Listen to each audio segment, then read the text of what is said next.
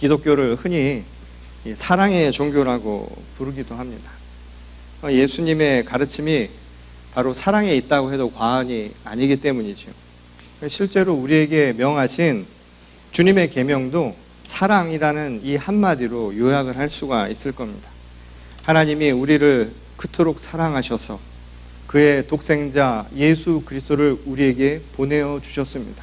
그것이 하나님의 사랑이었던 것처럼 오늘 그 사랑을 아는 우리도 주님의 발자취를 따라서 그 십자가의 고난을 함께 동참하면서 우리도 서로 섬기며 사랑하며 살겠노라 하는 것이 바로 그리스도교 신앙의 핵심이라는 것이죠. 심지어 사도 바울도 그런 이야기를 하지 않았습니까? 사랑 이외에는 빚지지 말라. 이 로마서 13장 8절의 말씀처럼 그만큼 사랑이 우리에게 얼마나 귀한 것인가. 기독교 신앙을 한마디로 요약할 수 있는 단어 사랑이라고 해도 과언이 아닌 이유가 바로 여기 있다는 겁니다. 그런데 오늘날 이 사랑의 의미가 많이 퇴색되어 가고 있다는 느낌을 받게 됩니다. 왜냐하면 예수님의 말씀은 쏙 빼어놓고 사랑이라고 하는 그 단어를 자기 편하게 사용한 결과가 나타난 모습이라는 것이죠. 그러다 보니 사랑을 자기 편한 대로 사용하는 경향들이 이곳저곳에서 점차 늘어나고 있는 게 사실이죠. 그래서 저는 결혼식을 특히 맡아서 주례 설교를 할 때마다 이 부분에 대해서 제가 명확하게 지적을 하곤 합니다. 한마디로 좋아한다는 것과 사랑한다라고 하는 것을 혼돈하지 말라라는 이야기죠. 이 좋아한다라고 하는 것은 이 상대방의 입장에서보다는 철저히 자기 중심적인 입장 또는 자기 중심적인 감정이나 선호를 나타내는 말이라고 할 수 있습니다. 자기 마음에 든다거나 또는 감정적으로 내가 크게 나쁘지 않아서 받아들일 만한 그런 상황에서 사람들은 좋아한다라고 하는 말을 사용한다는 것이죠. 하지만 사랑은 이 자신의 감정보다 다른 사람의 입장에서 다른 사람을 배려하는 입장에서 생각할 때 이 사랑이란 말을 우리가 사용할 수 있다는 겁니다. 그래서 둘 간의 차이를 표현하는 여러 가지 말들이 있죠. 예컨대 이런 것들이 있습니다. 좋아한다는 것은 그 사람으로 인해서 내가 행복해졌으면 하는 것이고, 내가 사랑한다는 것은 그 사람이 나로 인해 행복해졌으면 하는 바람이라는 겁니다. 이것이 바로 좋아한다는 것과 사랑한다라고 하는 것을 명확하게 구별짓는 것이죠. 다시 말해서 중심이 어디 있느냐에 따라 좋아하는 것과 사랑하는 것에 대한 무게 중심이 달라질 수 있다는 겁니다. 그래서 좋아하면 갖기를 원한다는 거죠. 특히 이 젊은 남녀들이 첫 사랑이라고 하는 우리 말을 쓰는데 첫사랑이라고 하는 것은 어떤 의미에서는 좋아한다라는 것에 가깝다라고 해도 과언이 아니죠. 그래서 좋아한다라는 그 마음이 갖고 싶어하고 소유하고 싶어하는 욕심들을 만들어낸다는 겁니다. 반면에 사랑을 하면 욕심이 생겨나는 것이 아니라 오히려 자신을 포기하는 그 길을 선택할 수 있다는 겁니다. 예수께서도 마태복음 5장 46절에서 너희를 사랑하는 사람만 사랑하는 것, 사실은 그것은 좋아한다라는 것이죠. 그것은 진정한 사랑이 아닐 수 있다는 것을 우리에게 말씀해 주시기도 했습니다. 받는 대로 주는 것은 사랑이 아니라는 겁니다. 그래서 억지로 누가 오리만 가자 할 때 심리를 갈 수 있는 거예요. 누군가 내 오른뺨을 때렸을 때 그것을 맞고도 내 왼뺨을 돌려서 대어줄 수 있는 것, 이게 진짜 사랑이라고 예수님은 우리에게 말씀해 주셨죠. 실제로 이것을 잘 볼 수 있는 것은 우리 삶 속에서 부모의 사랑을 생각해 보면 이 부분이 쉽게 수긍이 갈 수 있을 겁니다. 자식을 향해 아무 대가도 치르지 않고 아무 대가도 바라지 않고 줄 수 있는 그 사랑, 이것은 좋아하는 것과 다른 진정한 사랑의 모습이라고 얘기할 수 있다는 것이죠. 제가 오늘 이토록 사랑에 대해서 강조하는 이유는 이 사랑이야말로 오늘 우리가 살아가는 이 시대 또한 우리 삶 속에서 진정한 기적을 일으키는 원동력이기 때문인 겁니다. 곧 생명의 기적은 바로 이 사랑이라고 하는 이 조건을 바탕으로 해서 가능해진다라는 말씀이라는 것이죠. 사도 바울의 이야기처럼 오늘 우리들의 삶을 바꾸는 것, 특히 하나님이 만들어주신 이 생명의 기적을 일으키는 제1원 조건은 다른 것이 아니라 바로 사랑이라는 겁니다. 제가 언젠가 이런 비유를 한 일이 있습니다. 51대 49라고 하는 말을 여러분들에게 한 일이 있습니다. 이 세상이라고 하는 것은 50대 50이라고 표현할 수 있을 만큼 받는 대로 주는 것에 익숙한 세상이죠. 그것이 세상의 방식이고 세상의 논리입니다.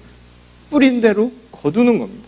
이것은 아주 명확한 세상의 논리이고 또 이런 방식대로 세상을 살아가라고 우리는 그렇게 배워오고 그렇게 습득되어 온 것이 사실입니다. 그런데 신앙이라고 하는 것은 하나님의 나라의 방식을 따라 살아가는 겁니다. 하나님 나라의 방식은 그와는 조금 다르다라는 것이죠. 51대 49. 내가 하나 받지 않아도 줄 수 있는 겁니다. 받지 않고도 줄 수 있는 것. 내가 오히려 하나를 더 줄 수 있는 마음을 갖는 것.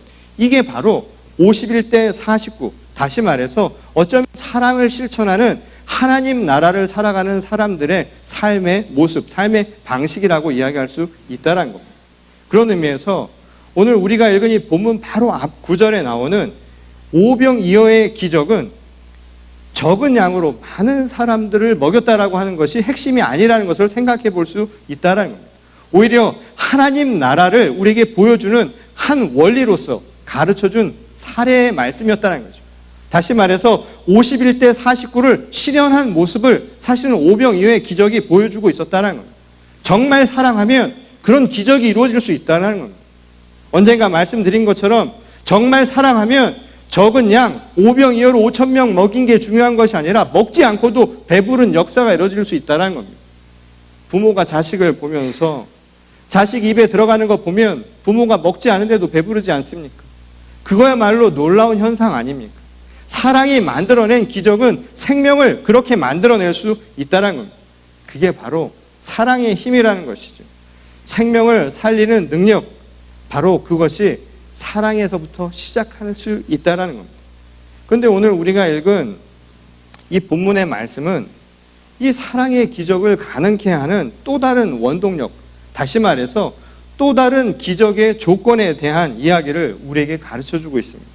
이 결론부터 말씀을 드리자면 사랑을 통해서 기적을 일으키기 위해서는 바로 이 부분도 함께 충족이 되어야 한다는 것이죠. 이를 명확하게 설명하기 위해서 제가 두 가지 고사성어를 통해서 말씀을 드리려 합니다.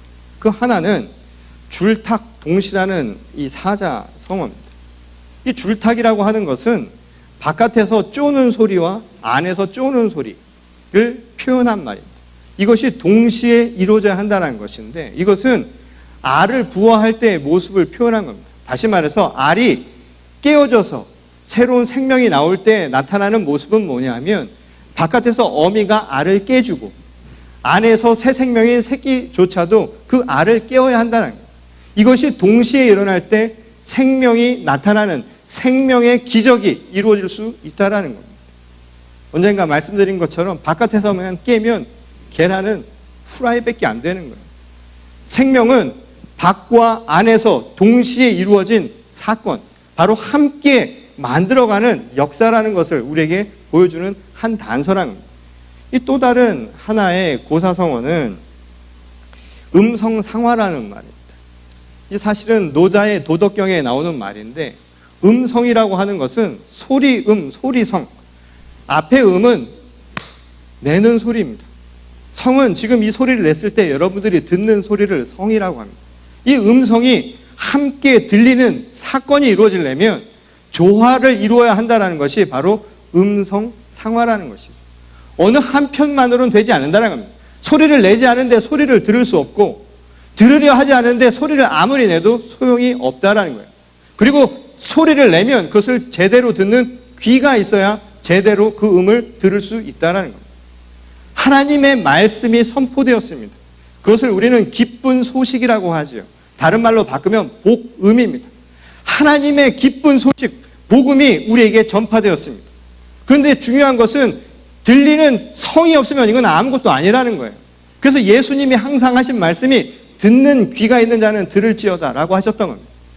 아무리 소리를 주어도 하나님이 아무리 우리에게 기쁜 소식을 들려주어도 듣지 않으면 아무 소용이 없다는 거예요. 바로 사랑의 기적도 마찬가지라는 겁니다. 하나님이 우리를 사랑하셔서 우리를 향한 그 애틋한 사랑을, 그 긍휼한 사랑을 아무리 보여준다 할지라도 그것을 받으려고 하는 우리들의 마음이 없으면 아무 소용이 없다라는 거예요. 예수 그리스도를 향한 주님의 사랑, 하나님의 놀라운 사랑이 우리에게 전파가 되었습니다. 그것이 우리에겐 복음이지요. 하지만 그것을 듣지 않고 그것을 받으려 하지 않는다면 아무 소용이 없다라는 거예요. 하나님의 사랑을 받으려고 하는 우리들의 믿음이 없으면 소용이 없다라는 겁니다. 다시 말해서 아무리 기쁜 마음으로 우리에게 주신 사랑이라 할지라도 그 값없는 은총을 내가 선물로 받아들이려고 하는 내 믿음이 없으면 이것은 완전한 역사를 만들어낼 수가 없다는 겁니다. 생명의 기적은 바로 하나님이 주신 사랑의 제1 조건과 그것을 진정한 하나님의 은혜로 믿고 선물로 받아들이는 내 믿음이 합하여 만들어낸 기적과 같은 사건이라는 것이죠. 이것이 바로 우리에게 중요한 기적의 조건이 되는 부분이라는 겁니다. 그런데 오늘 우리가 읽은 이 본문은 제가 지금 결론부터 이야기한 이 이야기를 아주 명확하게 제시해주는 한 사례라고 할 수 있는 대목이라는 겁니다. 이 본문의 말씀에는 아주 대조적인 두 부류의 사람들이 등장을 하죠. 하나는 바로 예수를 따르던 예수님의 제자였고, 다른 한 부류는 게네사렛이라고 하는 한 갈릴리 지방에 있던 이름 모를 사람들이었습니다. 근데 흥미로운 사실은 오늘 이 마가가 전하는 이 기적을 체험한 사람들이 누구였는가?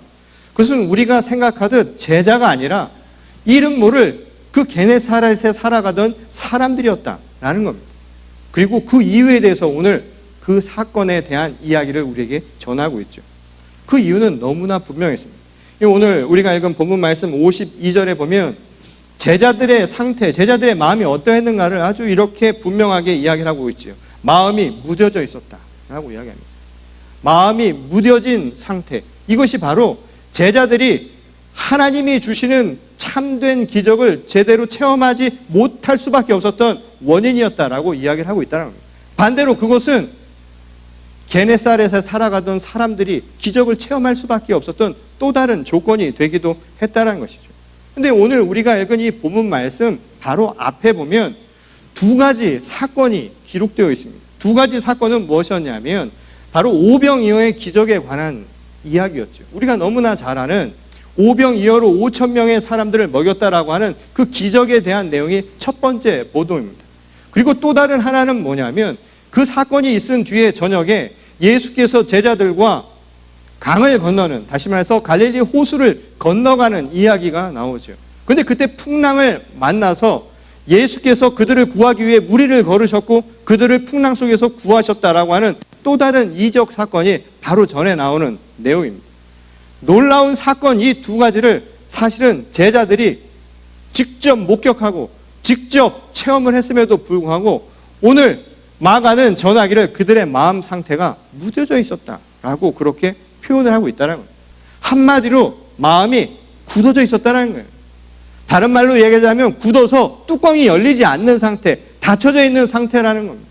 그러니 아무리 뭔가가 마음속에 주어지려고 해도 누가 이야기를 하려고 해도 소리가 들어갈 수 없는 상태였다라는 거예요. 그러니 무엇일까요? 마음이라고 하는 것은 무언가 들어올 때마다 마치 출렁이는 물결이 일어나는 것 아닙니까?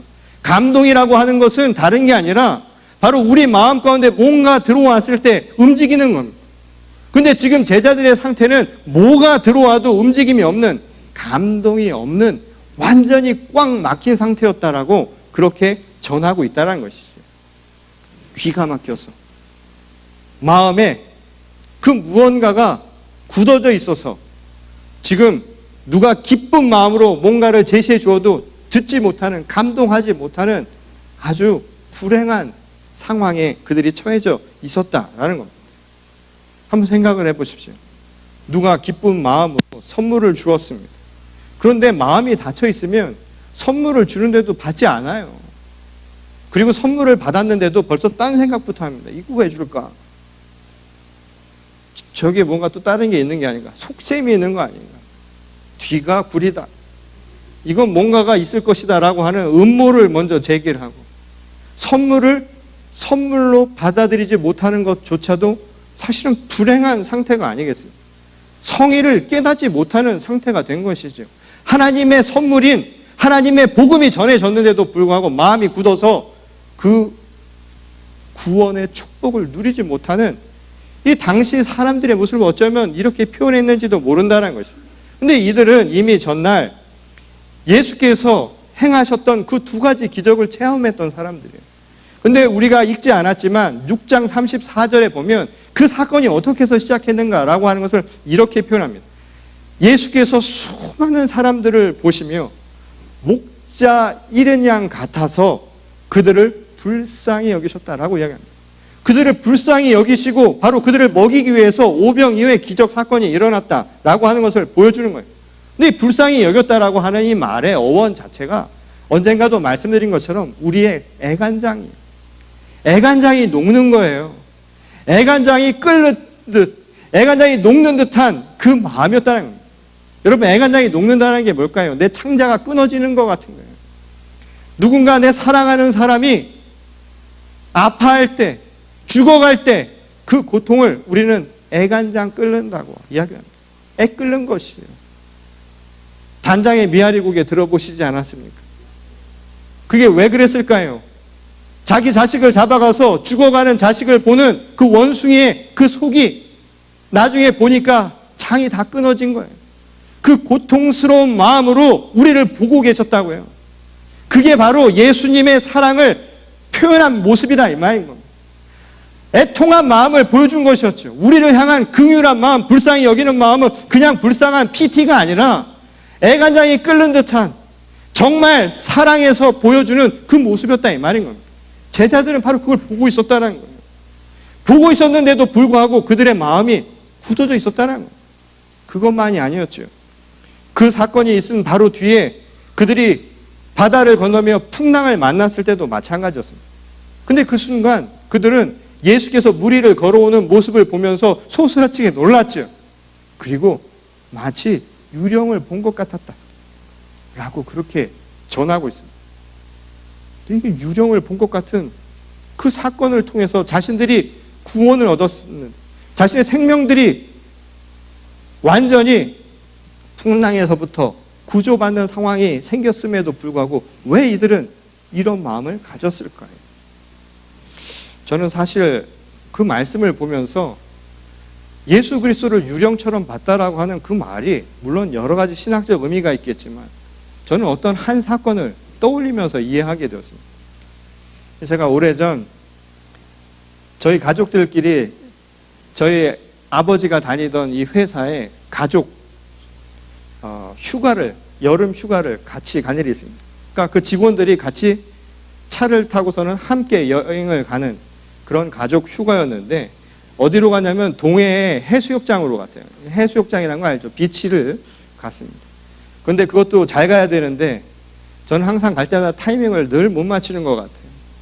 그 해수욕장까지 갔으면 해도 쨍쨍하고 그래서 물에 들어서 수영도 할 수 있는 그런 날이면 좋았겠는데 꼭 태풍이 치듯이 가는 날부터 비가 오기 시작하는데 오는 날까지 비가 안 멈추는 거예요. 근데 막상 가서 보니까 그 해수욕장은 수영을 할 수도 없겠더라고요. 왜냐하면 이 동해 앞바다의 특징인데 조금 걸어가면 그냥 갑자기 쑥 들어가 버립니다. 너무 깊어서 들어갈 수도 없는. 더군다나 파도가 너무 크게 치니까 사람들이 거기서는 들어갈 엄두도 못 내고 전부 바깥에서 그냥 파도 소리만 듣는 겁니다. 그리고 조금 생각 있는 사람들은 발을 거기에 잠깐 담궜다 빼는 정도. 이게 바로 우리가 할 수 있는 전부였습니다. 그런데 갑자기 그 사람들 사이에서 한 건장한 소년이 나오는 겁니다. 청소년이죠. 그때 그 나이의 아이들은 어쩔 수가 없는가 봅니다. 그렇게 굳이 안 들어가도 될 것 같은데 그 아이는 수많은 사람들이 쳐다보고 있는 그 시선을 받으면서 물로 뛰어들더라고요. 그 애들은 참 위험한 거예요. 갑자기 뛰어드는데 보니까 수영을 정말 잘하더라고요. 그러니까 수영을 잘하니까 뛰어들만 했던 것 같습니다. 그리고 수영을 하는 자신의 모습을 한껏 거기에 있는 수많은 사람들이 그 아이 하나만 보고 있었으니까 그 아이가 얼마나 기쁜 마음으로 수영을 하고 있었겠습니까? 근데 갑자기 파도가 똑같이 치는 것이 아니라 갑자기 파도가 두 개가 같이 합쳐지더니 그 아이를 덮쳐버린 거였습니다. 그래서 그렇게 수영을 잘하던 아이가 갑자기 물에 빠지게 되었고요. 한번 물에 빠지니까 그 수영을 잘하던 이 아이도 아마 너무나 긴장을 했는지 수영을 자기 스스로 자기 페이스로 하지 못하고 자꾸만 물로 깔아앉기 시작하는 겁니다. 그런데 사람들이 그때부터 아수라장이 되었죠. 아이를 구해야 된다고 했지만 누구도 거기를 들어갈 엄두를 내지 못했던 겁니다. 너무나 파도가 셌고 그리고 물이 깊어서 아무나 들어가지 못했기 때문입니다. 근데 갑자기 어디선가 옷도 벗지 않고 누군가 뛰어서 사람들 사이를 달려오기 시작을 했어요. 너무나 급하게 달려들어서 아무도 말릴 틈조차 없었던 상황이었어요. 그리고 그가 뛰어 들어가서 결국 그 아이를 구조해 왔던 겁니다. 물론 구조대에 이 보트가 함께 떠서 그를 구조해냈지만 아무도 하지 못하는 그 순간에 거의 실성한 사람처럼 거기를 뛰어 들어가서 아이를 구해낸 사람이 있었습니다. 누구였을까요? 그 아이의 아버지였습니다. 근데 저는 지금도 그분이 누구인지는 모르지만 아직도 그분의 모습을 또렷하게 선명하게 기억합니다. 왜냐하면 아이를 구해야 한다는 거예요. 그러니까 무섭고 두렵고 수영을 하고 못하고 상황이 어떻고 파도가 어떻고 지금 날씨가 어떻고 전혀 상관하지 않고 옷을 그냥 입은 채로 거기 뛰어들었던 정말 실성한 것 같은 그 아버지의 모습을 저는 아직도 잊을 수가 없습니다. 그리고 그때 울부짖으며 뛰어들어갔던 그 아버지의 모습, 아들을 살리겠다라는 일념 하나로 뛰어든 그 모습입니다. 저는 그때 그 모습이요, 마치 혼비백산한 사람, 유령 같아 보였다는 거예요. 저는 어쩌면 풍랑을 만났을 때 그 바다 위를 걸어오시던 예수님을 바라보던 제자들이 유령처럼 보았던 이유가 그것 때문이 아니었을까.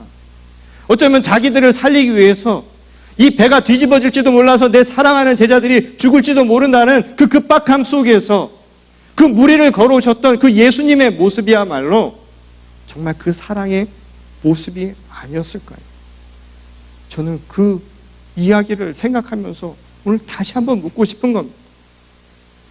애간장이 끓는 듯한 그 마음으로 우리를 사랑하셨고 내가 어떻게 될지도 모르는 상황인지도 생각하지 아니하고 오직 제자들이 그 풍랑 앞에서 죽어갈지도 모른다는 그 급박함 속에서 누가 보기에는 정말 실성한 모습처럼 달려오는 듯한 그 애틋한 그 예수님의 마음을 알고 있었던, 그걸 경험하셨던, 그것으로 인해서 구원을 받았던 제자들이 왜 그렇게 마음이 닫혀 있었을까 말이죠.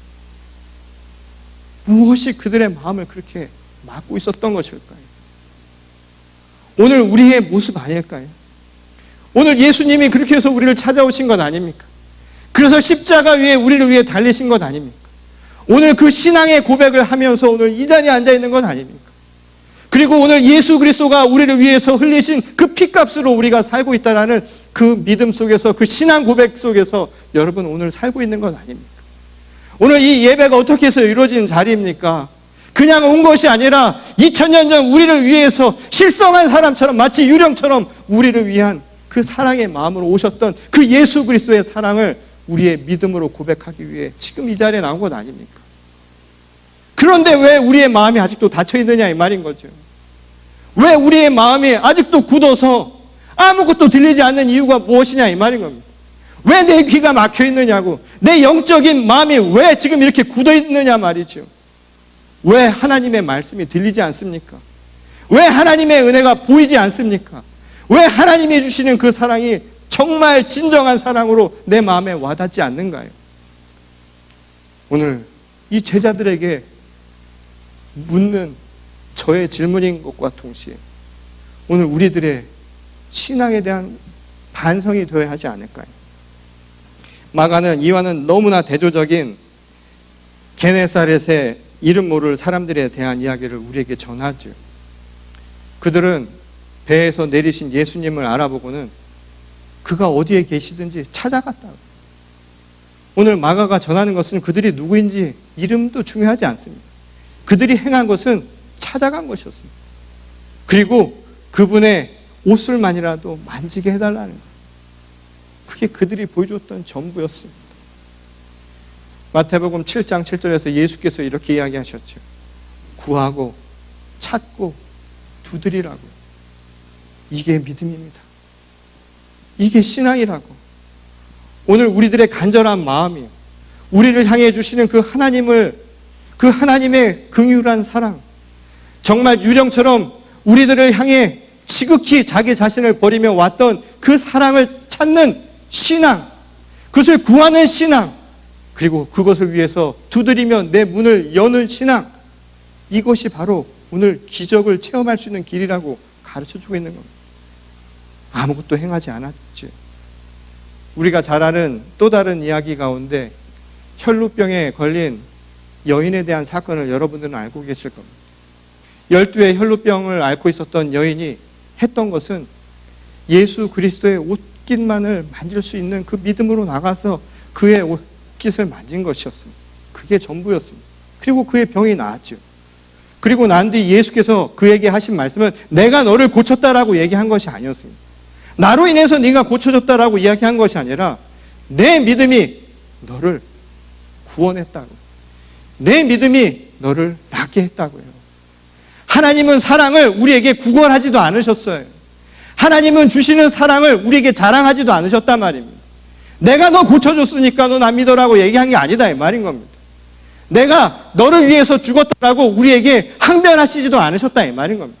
그냥 그 사랑은 51대 49처럼 그냥 준 겁니다.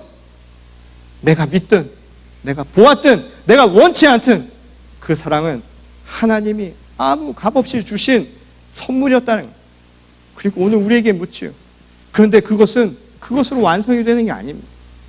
그 사랑의 열매는, 우리가 아는 생명의 기적은 내가 주는 사랑으로만 그치는 게 아닙니다.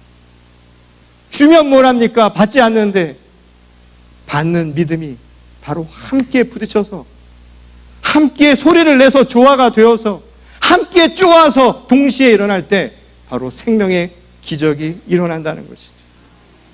오늘 우리가 사는 이 시대를 기적을 잃어버린 시대라고 이야기하죠. 왜 그럴까요? 기적은 주어지지 않는 게 아닙니다. 기적은 사라진 것이 아닙니다. 우리가 잊었을 뿐이죠. 우리가 구하고 찾지 않았을 뿐입니다. 오늘 이 시대를 살아가면서 진정한 생명의 기적을 여러분 원하십니까? 오늘 게네사렛의 이름 모를 사람들처럼 제자들과 같이 마음이 굳은 것이 아니라 오늘 믿음으로 구하는 여러분들이 되시기를 바랍니다. 생명의 기적이 바로 지금도 일어날 수 있습니다. 그것은 하늘에서 갑자기 떨어지는 것이 아니라 우리가 함께 만들어가는 것임을 여러분 꼭 기억하십시오. 이 땅에 필요한 수많은 일들이 있습니다. 우리 서로 그 기적을 만들어가기를 소망합니다. 누군가 다가가 여러분들에게 용서를 구하거든 그 마음을 받고 함께 서로 사랑할 수 있는 여러분들의 신앙을 보여주십시오. 세상에서 내게 아무것도 가져다 주지 않은 것 같은 그 사람들을 위해서 내가 가진 것을 함께 나눌 수 있는 마음을 함께 누리십시오.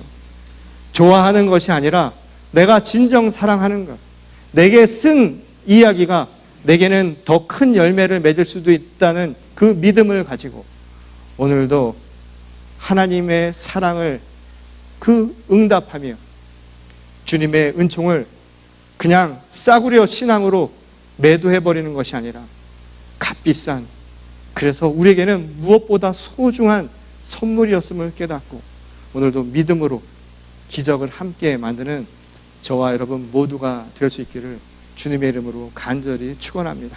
우리 다 같이 기도하시겠습니다. 하나님, 오늘 우리에게 스스로 묻고자 합니다. 혹여 우리가 이 자리에 앉아 있으면서도 제자들처럼 마음이 굳어져 있었던 것은 아니었을까요?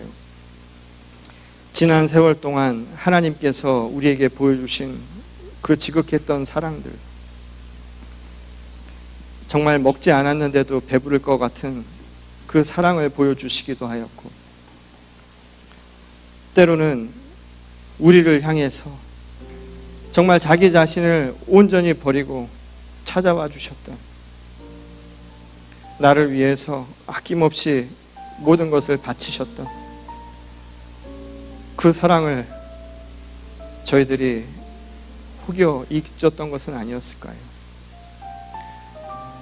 저희들이 묻기를 원합니다. 무엇이 우리를 그렇게 만들었을까? 부모가 한없이 자식을 그렇게 사랑으로 아껴주고 매 순간순간 보이지 않게 기도와 또한 돌봄과 배려로 그렇게 지켜주었는데, 어느 날 자식은 서운한 마음 하나 때문에 부모를 떠나려 합니다. 부모가 왜 사랑을 주지 않는 것 같은지, 왜 나는 사랑을 받은 것이 없는지, 혹여 그게 사랑이 아니라 내 좋아하는 것을 좋아하기 위한 내 욕심의 표출이었던 것을 잊고 있었던 것은 아닌지, 오늘 우리들의 신앙도 내 원하는 것을 구하기 위해서, 내 원하는 것을 받기 위해서 정말 나를 향해서 주시려 했던 진정한 사랑을 잊고 지냈던 것은 아니었는지 되돌아보게 하여 주시옵소서. 제자들처럼 예수님을 오랫동안 따르던 저희들이었습니다. 이 자리에는 수십 년이 넘게 예수님을 믿는다고 생각하며 이 자리에 나왔던 사람들이 있습니다. 그러나 자신의 다친 마음을 보지 못하고 있었던 것은 아니었을까요? 하나님이 음성을 들려주시는데 자꾸만 외면하고 우리의 귀를 막고 있었던 것은 아니었을까요? 자꾸만 문 밖에서 우리를 두드리며 문을 열라고 우리에게 사인을 보내고 있는데도 마음이 굳어서 열리지 않는 우리 자신은 아니었을까요? 정말 이 땅의 기적은 하나님의 사랑과 또한 그것을 향한 우리의 믿음이 만들어낸다는 것을 잊고 있었던 것은 아닌가.